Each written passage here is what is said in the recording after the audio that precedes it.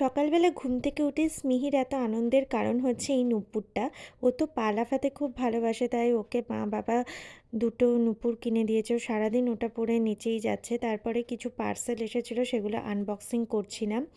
তারপরে স্মিহিকে স্নান করিয়ে দিয়েছিলাম, আর দেখতেই পাচ্ছ নতুন ড্রেস আর হেয়ার ব্যান্ড পরিয়ে দিয়েছিলাম। স্মিহি নতুন জামা পরতে তো খুব ভালোবাসে, তো সেই রকমই আনন্দ পাচ্ছিল। তারপরে আমি রান্না করে নিয়েছিলাম তেলকই। তো তেলকইয়ের রেসিপিটা বড় ব্লগে আছে, তোমরা দেখে নিতে পারো।